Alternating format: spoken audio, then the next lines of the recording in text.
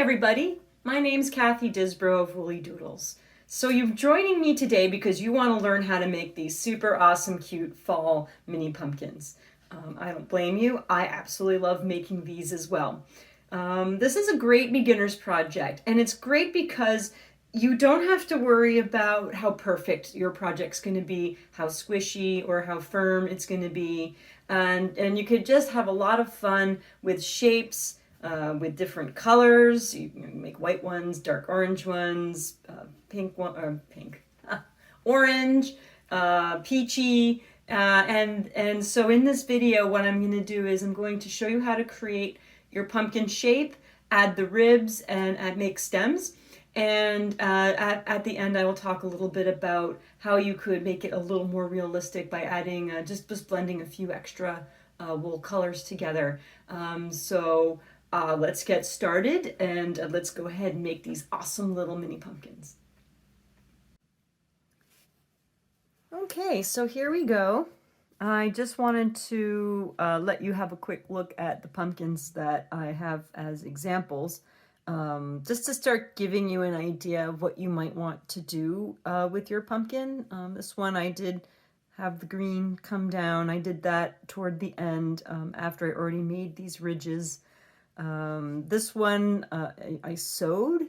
I found the sewing a little bit tough. I did use embroidery thread, but that's an option. I will not be showing that option. There are plenty of videos out that show you how to do that, but you literally just sew it around your pumpkin.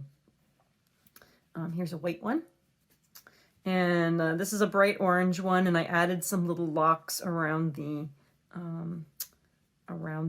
stem, and then there's just a plain orange one. So just before we get started, I'm going to be walking you through the steps to create your own pumpkin. But I want to stress that if I'm not going to go through all the details of what needle felting is. I do have a needle felting 101 video that you can watch, and I highly recommend that you do that before starting your pumpkin if you want to know more about the science behind wool and how it connects and all the different materials that you need when felting, and I go into a lot of different things, batting versus roving. So today what I do, I have my felting surface. This is a foam pad felting surface. I typically have these 3 different needles. They actually go in this order. This is a coarser needle, 36 triangle. This is a medium needle. I call it my middle needle. I use this for a lot of my projects.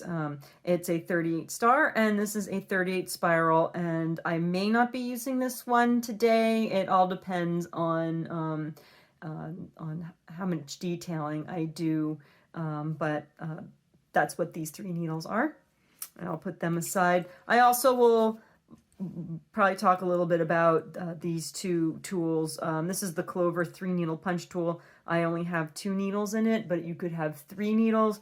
And this tool is the Clover 5 needle punch tool, and it's got 5 needles in it. Okay, so to get started, I will put a list of the colors in the description, but I'm going to start with core wool. What I'm using right now, it's batting. I like to use batting for all my core projects. Any of my projects, I'll have this this batting underneath. It's core wool. Again, you could watch the Felting 101 video, but a quick is that it's batting. It is washed and it's been carded, and this is called a rope. But it's still batting. I like using this. This comes in all my kits because I can break off pieces of it and use it. So I'm going to just pull a 12-inch piece off of that. Now, when we create our pumpkin shape, I'll just pull this one out. All right, I'm just going to start by rolling this on my pad and just starting to keep the shape of a pumpkin, right? So if I roll it and I tuck my fingers under like this, that's helping me. I'm rolling the wool along my pad to help keep it tighter. If you don't want to stab as much, you definitely want to make sure that when you're doing this, this is what I call stacking all the fibers on top of each other. And when you do this, what you're doing is you're layering all of the individual fibers. So when I stab in with my needle, it's going to connect all of them together. And this is how I sculpt with wool. Now I want to have a shape, right? I don't want it to be like a long sausage. So as I'm rolling it like this, I will also start to tuck the edges in like this, right? So this is me rounding the edges. Now, if you're worried that it's going to start unraveling, this is where I would gently, I'm taking the 36 triangle needle or the coarser needle, and I'm just going to just give a few stabs. I'm doing it very gently, making sure that I'm stabbing around, like away from my fingers. I'll flip this over just so I don't stab my fingers. It was awkward to hold, right? So now it's holding a bit together so I can continue rolling. Once I get to this stage, I could actually just start rolling around like this. I don't have to keep rolling on my pad. It's not looking very round right now, but that's okay. I'll show you what you can do to round that up. So now I'm just connecting those fibers on the edges together, and now it's quite soft still, which means I have a lot of, I can still sculpt this, I can work with this. So if you think about clay, right, this is how I work and sculpt with my wool. So now I'm just going to even just kind of grab this edge here. My pad's gonna be floating around. I move around a lot when I needle felt. All right, so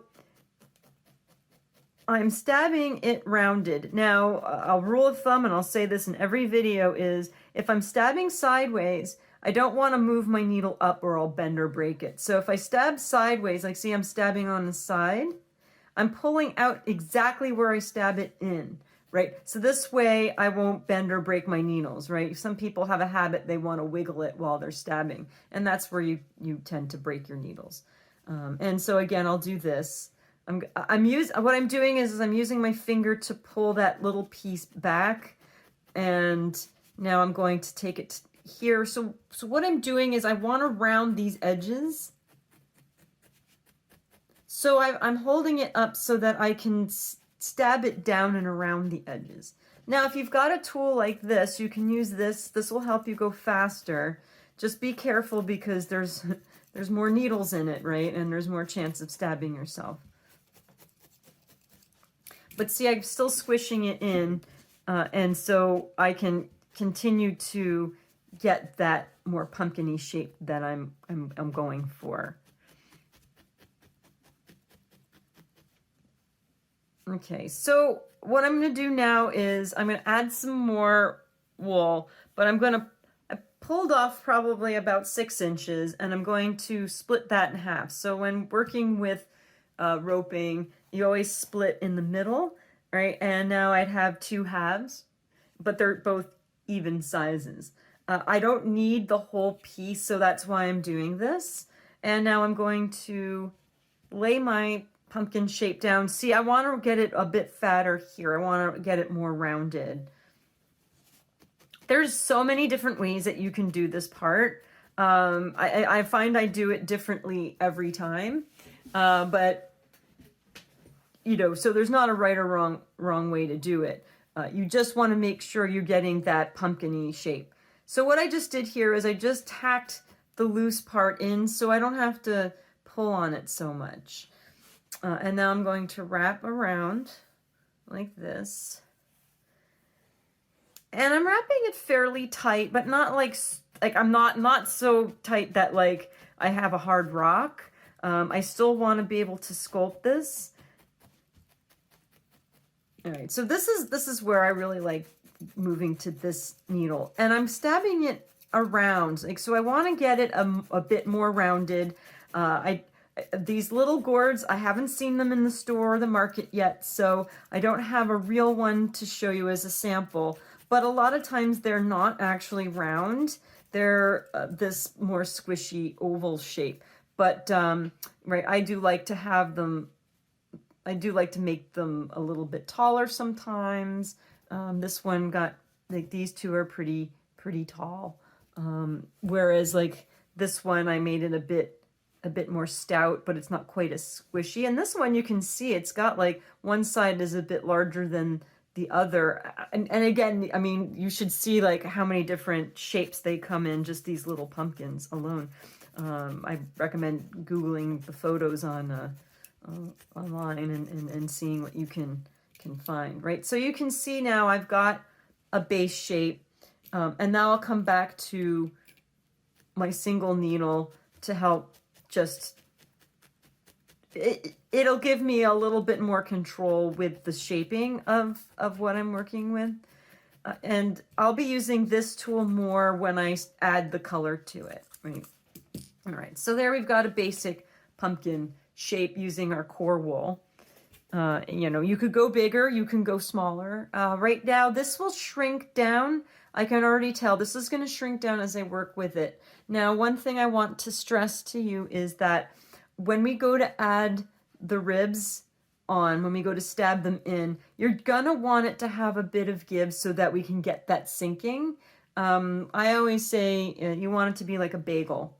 So you don't want it to be too soft and you don't want it to be too hard, right? You kind of want it to have a bit of give. But at this point, I'm not too concerned. Hopefully by me squeezing it, you can get an idea of right now how soft mine is, but it's still got firmness to it. Okay. All right, so I typically like to use this, like I call this orange, the company that I get it from, this is Batting, she calls it cantaloupe, which it is the color of cantaloupe, whereas this is what's considered orange. So I like to use this lighter yellow, like this lighter orange for pumpkins. I also have this is called sunflower. Again, depending on where you buy your wool from, if they're all going to have different names, but this is more of a yellow, like a yellow orange. Like, in other words, it's got more yellow in it, but it's a bit more golden. And then I have one here that it's like a mustard color, right? So I have these that what I would do is when I start making my pumpkins, I just take a thin layer of my color, and again, I'm using batting, and batting comes in sheets, whereas roving or top coat, I've heard the term used both ways, like, right, so top coat or roving, depending on where you buy it from, comes in a long rope, just like I was showing with the core wool that I'm using. And all the fibers are in one direction, and you could spin yarn with roving. We'll be using the roving just for the, just to help us create the ridges for the ribs. So when you're working with batting, you see I can pull it in sheets, and I don't want to work too thick. You don't want it to be too thin, you don't want it to be too thick. That's kind of the rule of thumb for me. Because if there's holes, not like when I say holes, like, so see how I lay it on, you can see a bit of this, of the white coming through, which can be a really nice effect to give that realism.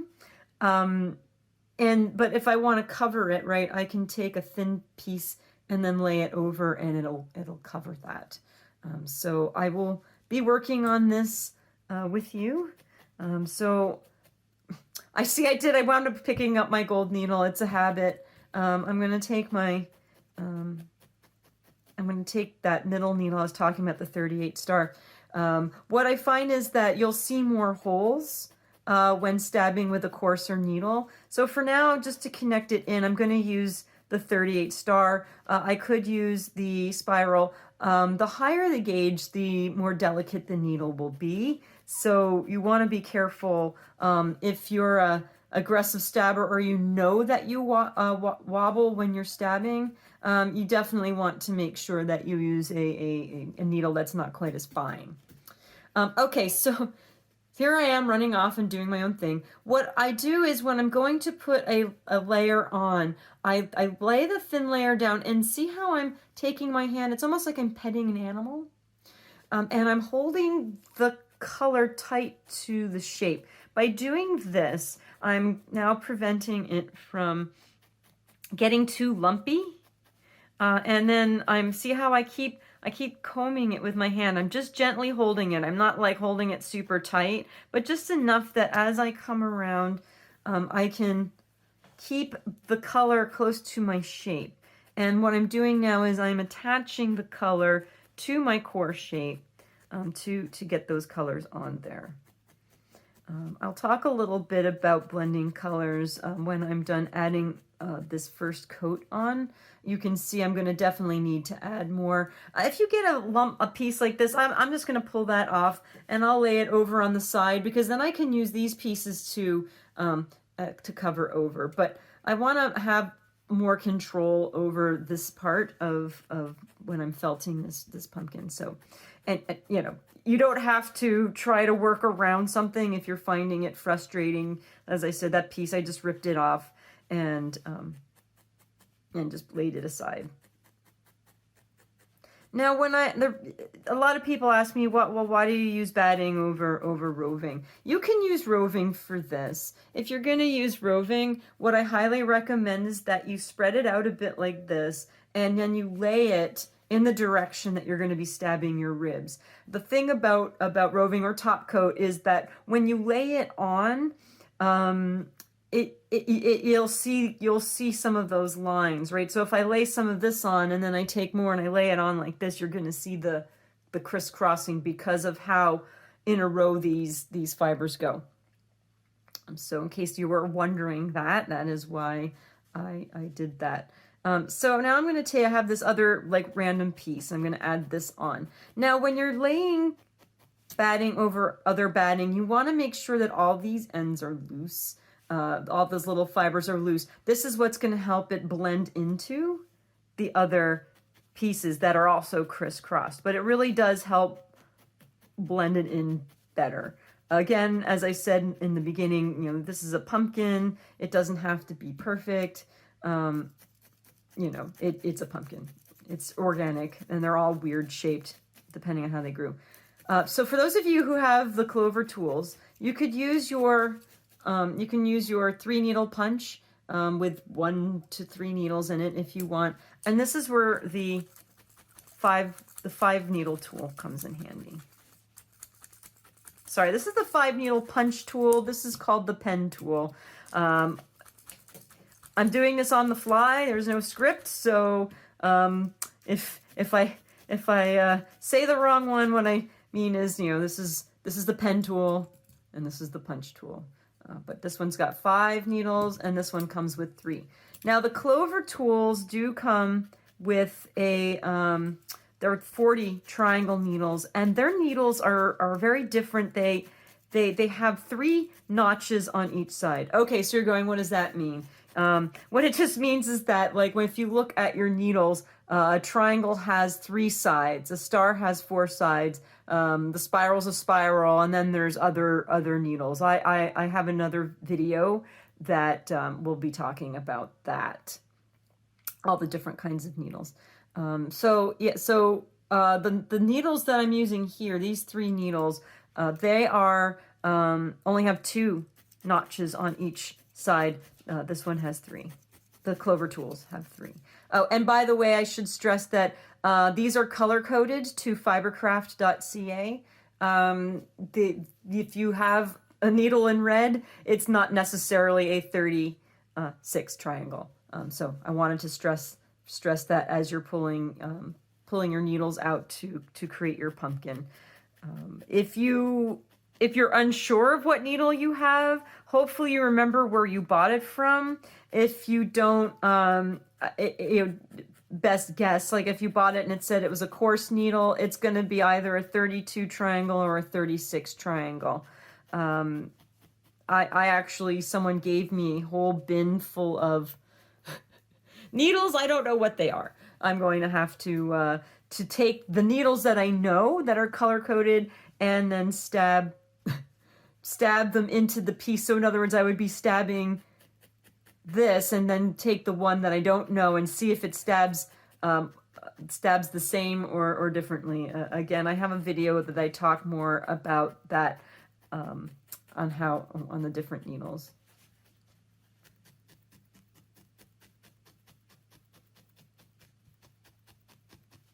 All right, so you probably notice I keep flip-flopping between my needles. I have different needles that lie around, and I just kind of go with the flow. Okay, so right now it's firming up, but I'm still feeling there's a lot of like softness in lumps here. So this is now where I come in and I take my fingers like this, and again I'm holding it close to the shape, and now I'm going to start moving those lumps out.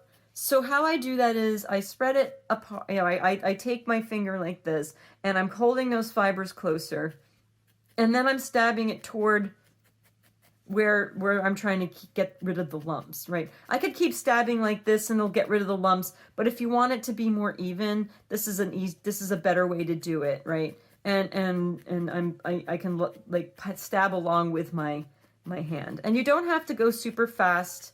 The nice thing about videos is you can watch this again and again, and you know, you won't miss anything with this. Okay, so this is where I could use this tool to help me shape and go a little bit faster as it rolls off the table. Okay, so now you can see like I'm missing some pieces here. So this is where I can pull out, like I had these extra little lumps here, and I can lay that on top, and I can tack that on. Again, the same way I was showing you before, where I spread my fingers over the piece and then I stab into the directions.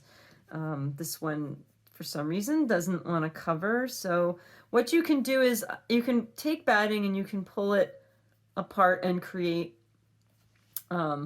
like I can stack it and create a thicker piece. And I think I'm gonna have to do that in this case because it's showing too much. And I could use this tool for that. And again, see how I'm holding it tight and then I'm following along, and I'm moving my hand so I don't stab it, but I'm also keep like spreading that down. See how you can still see the fiber, and now I'm going to tack into that. Okay. And again, I apologize if I keep shifting around.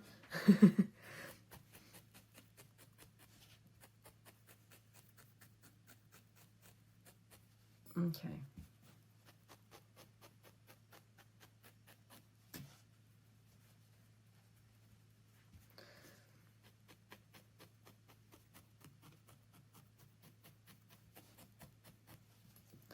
All right, so now I've got my orangey color on here. And again, if you have a tool like this is fantastic to help get some of those fibers closer to your shape.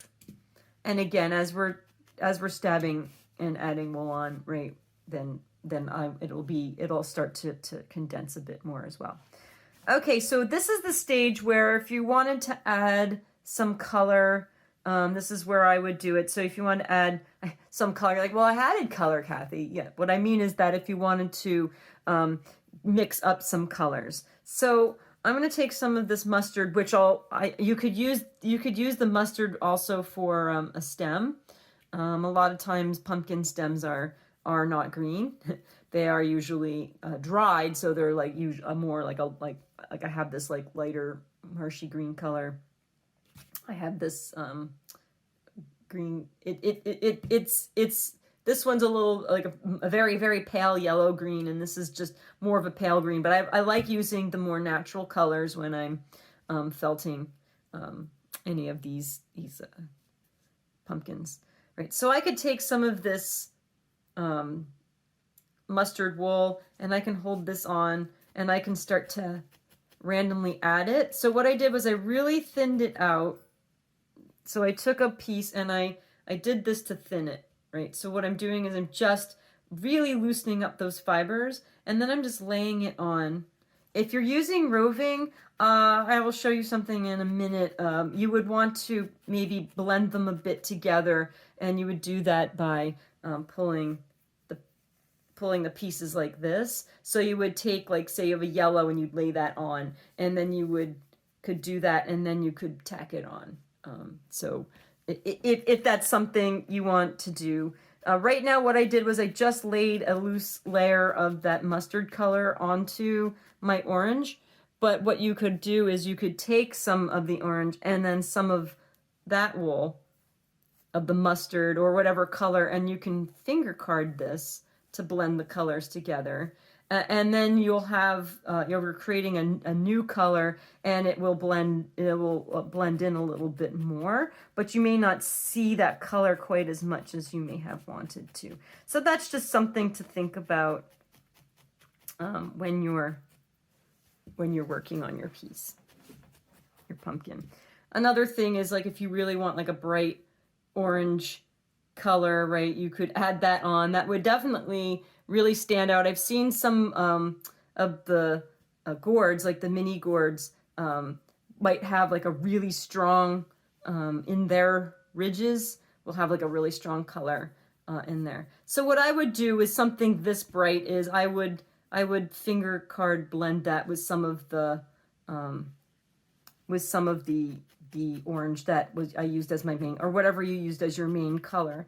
And then when you're tacking it on, can you see how I'm randomly stabbing the fibers? Because I'm just trying to I'm trying to keep the fibers going in different directions. Because if I stab in one, I might wind up with like a lump like that, right? So it doesn't always work, but it's always fun to experiment, right? So these are ways that you can add color on. You could use this tool. I did use my spiral. If you've got a 40 triangle or a 41 triangle, that could work. 40 star would also work if you don't have a spiral needle. I have access to all the different kinds of needles, so I tend to use the 38 spiral in my kits and in my classes when I teach them. So. Right, so there you get some ideas, and then if you wanted to have slightly lighter color, right, you could add that. You could add like a lighter color, say at the bottom. You know, maybe you decide you wanted to have some lighter on the bottom. Maybe you want more green on your pumpkin, right? So these are just all ideas. You can add some color after the fact, right? So in other words, if you add once we add the ribs on, if you decided that, you know, well, maybe I wanted to add a little more of a lighter color to it, maybe I want to add a little more of this darker orange color, you would have that object, right? It's not the end of the world. You could always add more on after. I find it a little bit easier to get that on before I add the rib. Well, you know what? All right, so these are called ribs, these things here. So it would be the ridges of the ribs. There's technical terms for you. Okay, so you can see as I'm stabbing, I'm starting to get my shape. If you're worried, like if yours is still really round and you want to get yours with a flatter bottom and a little bit flatter top, you can encourage that by just giving some stabs along there. When you go to add the ridges, right, like you're eventually going to wind up, you know, oh, is that my bottom? Here's my top. You'll eventually, like, it'll press in and then you'll get that divot as you're adding, right? So you can keep working it. And you can also, when you go to add your stem, you can really push that in. So let's add our ribs. So I've done this two ways. If you feel like, because I said this is a beginner, this is a beginner's video. If you find that it's too hard to figure out where to stab your ridges, what I find is I'll take a thin piece of roving, right? So I just pulled, let's move that out of the way. So I pulled a thin piece off the side. By the way, roving usually it'll probably be like this thick when it comes on its rope. I just have like some small pieces that I had lying around that were already small. So what I do is I'll take these in my hand. Like, I call this making wool thread. You know, you'll see this in a lot of my videos and in my classes. I talk a lot about making the wool thread. Now, when you're rolling it, if your hands are dry, so right now it's summer and I'm warm, so it's summer for me, almost fall. And as I'm rolling my hands, I'm feeling warm. But if I was cold and my oils in my hand were, you know, it was very dry, What you could do is you can lick your hand or you can blow on your hand, and that'll help get those fibers right to help you roll it. And the same with this. See how loose it is? And then I'm just rolling this. And I'm just rolling each side. I'm rolling in one direction because if you roll like this, you might unravel it too. But whatever works for you. If you were to sew, again, I used embroidery thread, but I found it very difficult to do. I think that if you want to needle felt and learn needle felting, that I think this is going to be your best bet. So what I'm going to do is I'm going to lay my little wool thread that I made on my pumpkin, and I'm going to hold my finger right here. Like I'm holding it because when I go to stab it, if I leave it alone, it's going to stab the whole thing in. So I'm holding my finger on it so that it doesn't get all sucked into that vortex drain there. So once it's in there now, right, see I've stabbed it in enough, I can now bring it around to the bottom. And what I do is when I do that, I pull on this, right, so I create that ridge. So I can tack this in at the bottom. Now I typically don't go all the way to the center, right, so see how I stabbed it along the edge? This would be the center here. In fact, I'll just do a little mark so that we know where that is. So that's the bottom center, and then I'll just do a little roll for like the top center. I know I'm looking, sorry if I pulled it closer to me, I was just looking to see. So there I have it tacked in, and now what I'm going to do is I'm going to take, you can go from the top to the bottom or the bottom to the top, and now I'm using my coarser needle, and now I'm gently squeezing on the pumpkin, and I'm stabbing right into that line that I had laid in with that wool thread. Now I do this to start establishing that, right, you can see already, it almost looks like a peach where I'm getting that in. Now I'm going to now start to the other side. So what I do is I make 8 ribs. If you want to make a more realistic pumpkin, I'm trying to count 1, 2, 3, 4, 5, 6. I think there's like 9 or 10 ridges, but honestly, nobody would notice. Nobody's even gonna ask. But if you are a perfectionist, I would highly recommend buying one of the little pumpkins if you can, when they're in season, and take a look and see how many ridges there are in them. Okay, so I have too much. I don't need this much. So what I did was I tacked one side and I came around the other side. So I'm just going to pull some of that off. If you don't have a lot left, then I would just tack that in and let the vortex suck it all the way in. So again, I'm going to come up and around. Again, it's still pretty soft, right? So you can see when I'm stabbing it in, I can squeeze it and I'm getting a really deeper ridge. But I don't really start getting those ridges in until I get all 8 of these, all 8 of my rib edges. What did I call them? Well, yeah, what I'm making the thread to put for the divots for the ribs. Rib ridges? Is that what I call them? And the older you get, the memory doesn't go. It's hard to remember what I just said. I just know how much I love making these pumpkins. So now I'm going to go. So what I tend to do is I do one and I do the other. Now you're probably going to ask, well, why didn't you just go all the way around? I find I have more control over adding these when I do one side then the other side. But I always do one side then the opposite. Then I come over and I do make it's going to look like a cross or plus sign. And then I'll go to do the other angles on there. So I find that it just gives me, if you're going for even, like you want it to look even on all 4 sides, that really, doing it this way really helps get that. So here we go.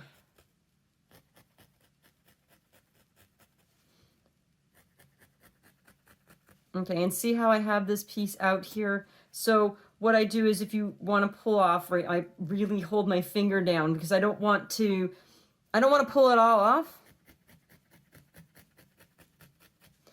And again, I'm just giving a gentle squeeze as I come around. And sometimes doing this, it might start to suck some of that color off, and that's where you, again, can always go and add a little bit of the color later. If you do buy the roving or top coat and it comes in a long, like, you know, right, you know, what I'm doing here is like it's creating kind of a sort of like it can go to the other side, but it might be too long. I'm just going to pull a little off right now.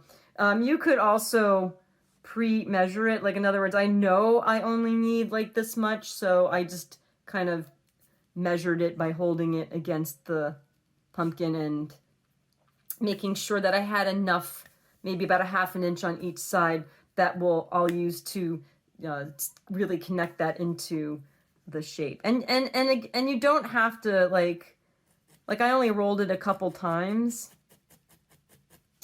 before I hold it down.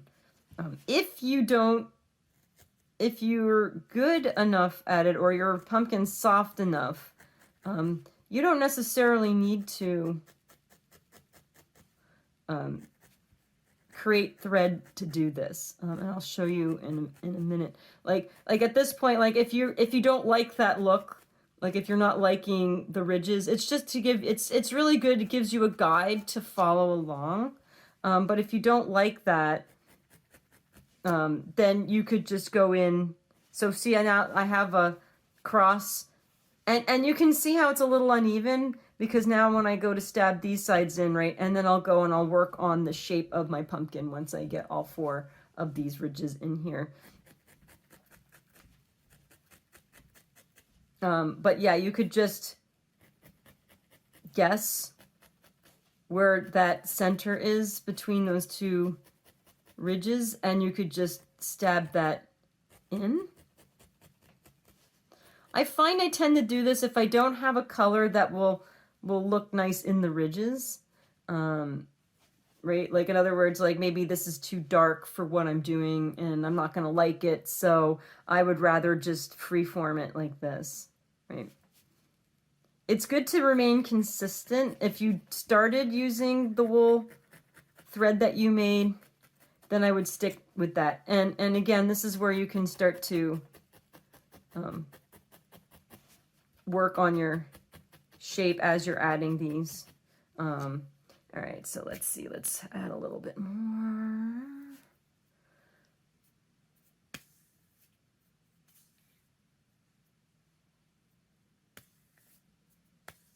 Okay, so now I'm going to add this side. Oh, wait, I said I was going opposite sides? Okay, so I'll add this. I will leave that one without the orange and see how I feel. I can always add it later. It's not the end of the world if I don't add it later. So if I had scissors, I could also snip a piece off here if I was having trouble. And it is good to hold it a little bit tight. You can hold it and stab as well, like if you want to really pull that one end tightly against it. You could always hold the one end like I was holding it while you stab from like top to bottom.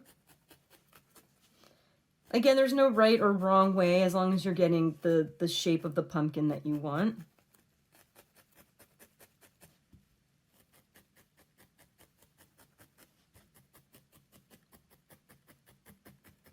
So if you wanted to make, say you wanted to make the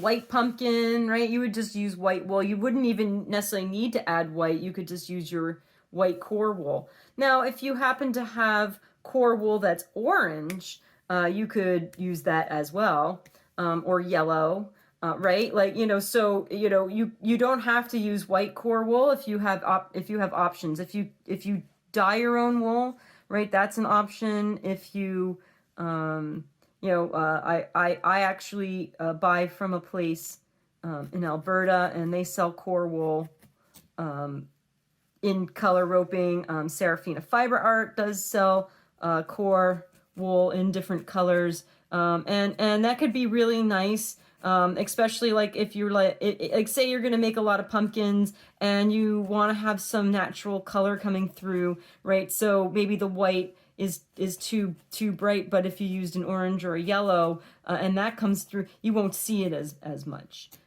So I've been playing around a bit with some color core wool.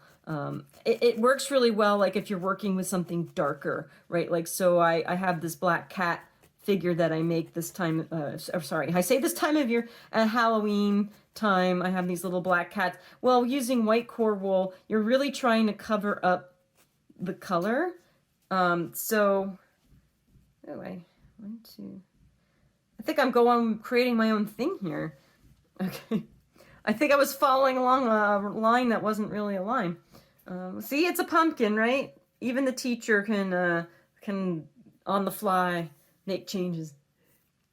Okay, so, all right, so I got one rib left, and we'll sculpt our pumpkins a little bit more, and then I'll show you how to add your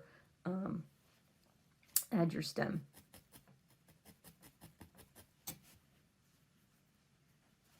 Okay, so here I am again, holding it to the bottom.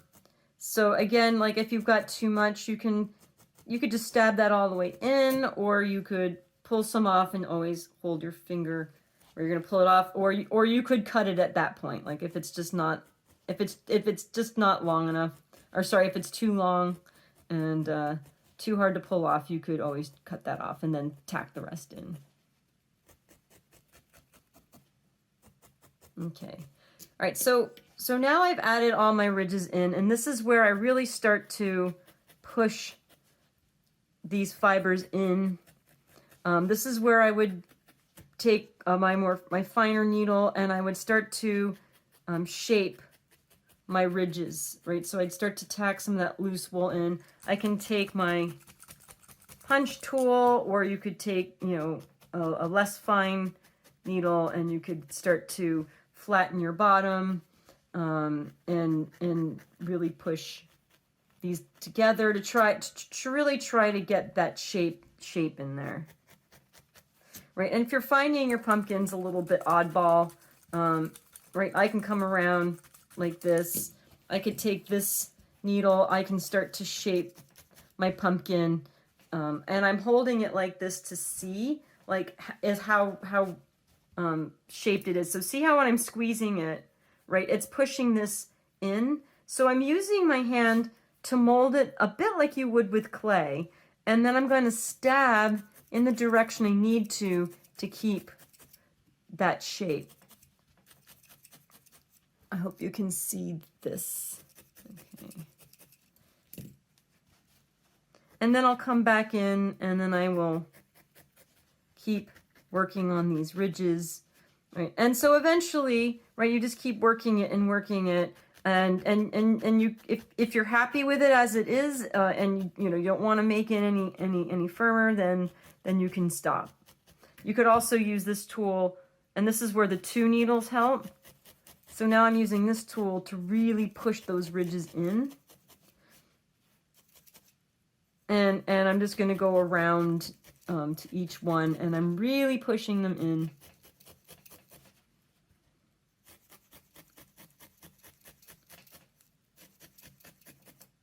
Because I really want them to stand out.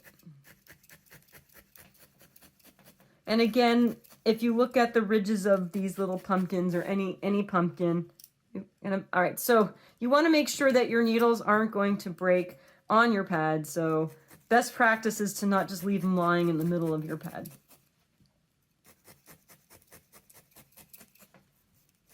So if you have a clover tool like this, it does really help. And again, like, see, I'm squeezing it and I still have give.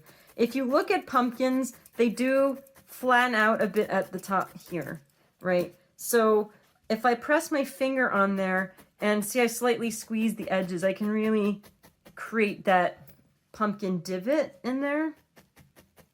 And I'm still noticing that my wool feels soft here on the edges. So again, this is where I can start using these fancier tools or going to a finer needle and really working on these ridges and to get them a bit firmer. And they don't have to be super firm, but they should be firmer than what I have right now. Okay. So there's your pumpkin. Again, as I was saying earlier, if you decide you wanted to add a little bit more coloring because it didn't really show up, I took a thin layer of that mustard and I'm just adding it here. If you see any bald patches that you don't like, you could take a bit more of your orange, your straight, orange color. And again, I took a thin piece. I'm just laying it on here and I'm just tacking it in. Now, at this point, if you're worried about seeing the needle holes, I'm just giving it some tacks with my 38 star needle, but then I'm going to go to my finer needle. And just be careful how you just want to be very gentle with it. And I am stabbing it in different directions. And then I'll come back in here and I will work again on these ridges to make sure that it goes into the ridge. And yeah, so that's pretty much that as far as adding the ridges. And again, if you're seeing some of that orange, what you went around, you can tack that in. Something else I've done before, I've added, like if you're noticing a lot of messiness or like you weren't very even with the ridges at the bottom, you could take a piece like of your main color wool and you could tack that onto the bottom. This is where a tool like this comes in handy. So this could even up your bottom and it can help flatten it as well. And again, you just want to make sure that some of these loose fibers are going up. Like if you put too much on there, that they're going in the right direction so that they blend in with the other wool up your ridge.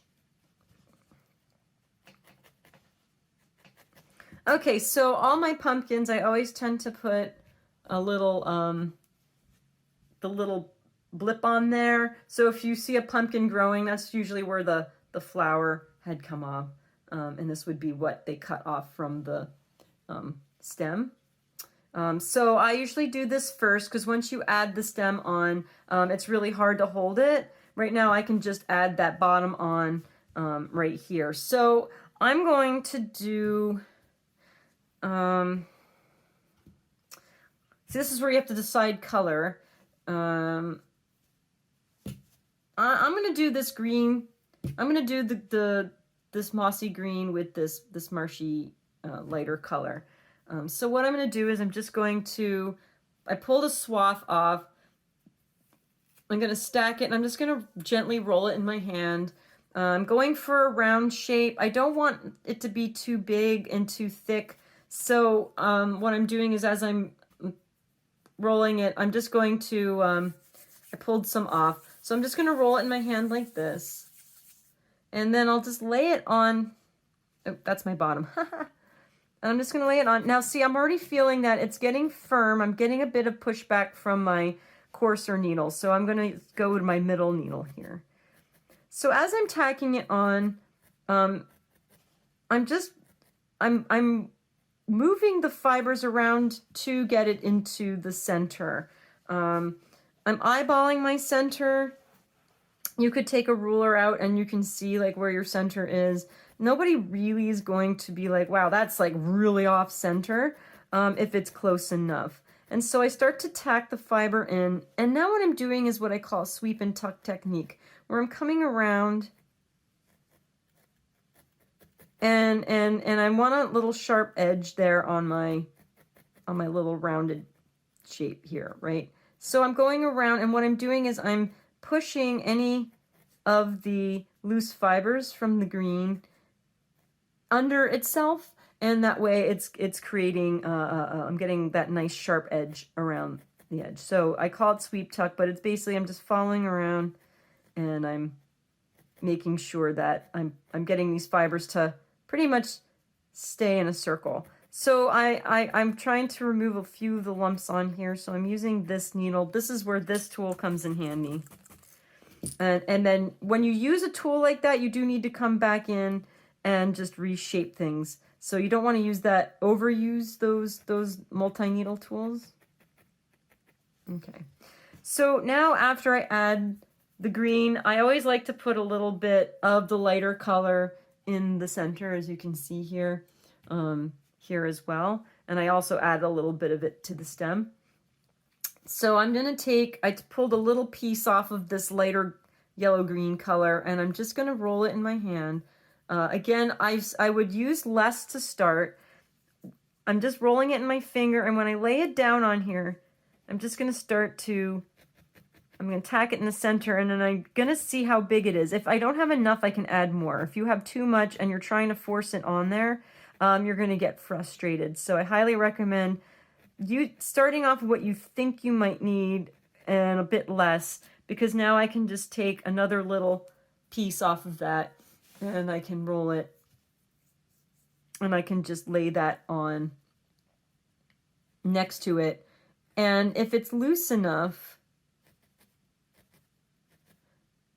see how I'm just randomly stabbing it on? If it's loose enough, I can direct where I want those fibers to go.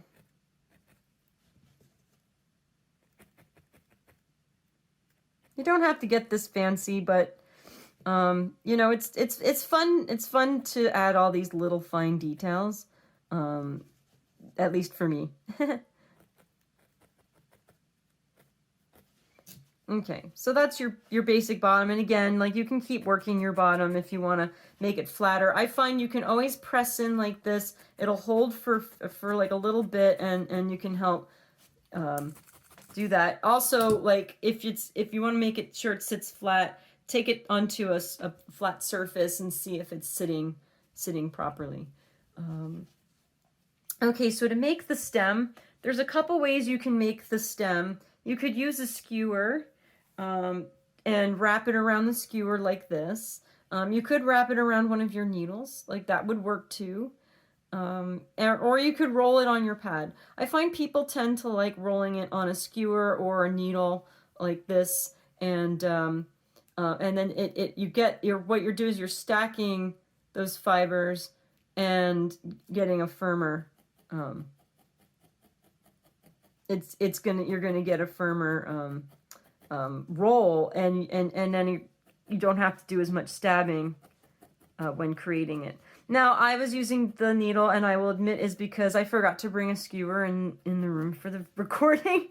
But if you use a skewer, you would be able to get a longer stem, right? So you can go, like this one, I did a really loose one, but you can see how long it is compared to the one that I just made. The one I just made is about the same size as this one. This one I made a bit longer. Right, so it's all up to you, the size that you want to make. Typically, they're not super long, the shapes. So what I do is after I take it off the skewer or my needle or wherever you're going to use to roll it on, I'm gently stabbing. Notice how I'm moving my hand around so I don't hit my finger. I've seen some people use like little glove tips and stuff like that. So it's all up to your comfort zone. I don't like using those, but it does make it nice if you're trying to work small like this. So I grabbed a bit of that lighter green color, and I'm now going to gently tack it into the center of the stem I just created. I'm using my finest needle right now. I find that it's when I wrap the roving, or sorry, when I wrap the batting, when I wrap anything, when I wrap like any of the wool that I wrap, roving or batting, I find that holding them so tight to each other, I have a really hard time, like I can barely even get this needle in to the wool. And this one I'm getting a lot of pushback. You'll start to know what I mean when I say that as you get used to using your needles. But it's not your needle's broken, it's just that the piece that you're working with is quite firm. So I can also take this and roll it in my hand a bit. If it's really soft, it's going to unravel. So it's always good to make sure that you've really tacked around the loose end. You want to make sure you have a loose end, right? So see how I have this fuzzy end. I can also pull on this, gently tug on this fuzzy end, and it will then push these fibers a bit tighter as well. So that way, if I roll it in my hand like this, it's not going to unravel as much. And then I'm going to gently tack that in, right? So that's the basics of making a stem. Then I'm going to add it in to my pumpkin. So I spread some of these fibers out all around the shape of the stem. And I'm going to use my medium needle, and I'm just going to tack these fibers directly down into my pumpkin shape. I go around the edges first so I can get rid of these loose fibers into the stem. You know, I'm going to bring this in a little closer so you can see. Okay. So what I'm doing is I'm pushing all these loose fibers, if you can see the loose fiber, and I'm tacking that into the pumpkin shape, and I'm stabbing it in and slightly under my stem. And now to make sure this stem stays in here, I'm going to directly stab down into the stem. I'm going to grab my finest needle and gently, I'm coming diagonally in and I'm pressing it into the center of the stem. And then I can go down and around, and now it's in there, right? It's tacked in.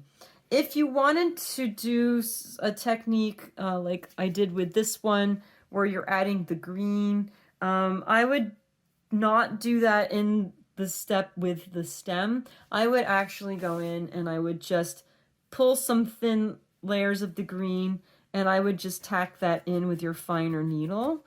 If you felt like you wanted to have more green, like around this area here, around your stem, you could take a piece and just add it in like that, right? Like, so you could just add some more of the green into that part, right? Into that piece. So those are the different things that you can do with your pumpkin. So I hope that you enjoyed this. If you wanted to add little locks on like this, I will show that to you in a minute.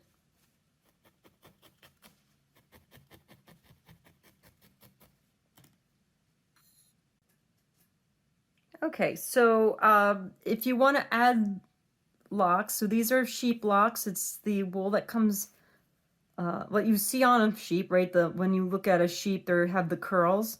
So I have some locks here, and you can see if they're too long, you could cut them in half. I'm trying to see. Yeah, this one is a bit long. So when you're working with the pumpkin, right? So what I do is you can take a piece like this, and you could just tack it directly in. I'm gonna use the coarsest needle that I can get into my pumpkin at this point, just to make sure I'm really getting these locks in there. We call them wool locks. Some people call them the wool curls, but the technical term is lock. And so I'm just tacking that in around that edge there. I would do this at the very end of your pumpkin. So if you want to be adding all different colors and stuff, I would wait till the end of your pumpkin. So with these smaller long pieces, I'm actually just stabbing it directly in the center, and then I make sure that I'm stabbing it in all the directions of the lock, because I really want to make sure these stay in and they don't fall out. If you're using a bigger one like this, say you were like, oh, I really like this long piece, what I would do is I would just gently spread some of those fibers out at the bottom there, and I would lay it down the base of those loose fibers, and I would just directly start stabbing them into your stem and into the orange of the pumpkin. And I just see how I just keep stabbing down in there, and then I'm going to stab on this side. Then I might come with my more gentle needle and really start to just make sure they're tacked in onto this. They will sink in a little bit as you're stabbing it on, but you can see how cute that can look once you add it on to your pumpkin. Now, the magic skewer fairy happened to bring a skewer to me. And so what I'm going to do is I'm just going to quickly show you if you want to add, create your stem on a skewer. So I just pulled this larger piece off, and in fact I'm going to pull this in half. I don't want to work too large. I'd rather have two smaller pieces of batting to work with. So all I did was I just gently pulled a long piece off the batting that I had. So I'm going to take my skewer and I'm just going to, if you have it, if it's the right size for what you want, so say you just wanted to have a shorter pumpkin, you could just wrap it directly in a circle like what I did, like around the needle. But if you want to have one a little bit longer and your piece isn't very long, I'm just going to slightly angle it up, go around once and come back down. And I'm just doing, what I'm doing is I'm just building up my stem. And again, you want to make sure that your base is loose. Now this got a little weird. It got a little weird here on the top. And if I want to build it up a little more, I want to add some more to it. So I'm just tacking that top gently down. If you feel like it's really loose, I would give it some stabs while it's on the skewer. But I'm going to add a bit of this to it. Now what happened was it didn't get as long as I had hoped. So I'm going to start here, and you're just going to gently do this. You're not going to pull very tight if you're using batting, because batting will rip apart really easily. So I'm just going very gentle, but I'm just giving it enough of a tug here that it won't,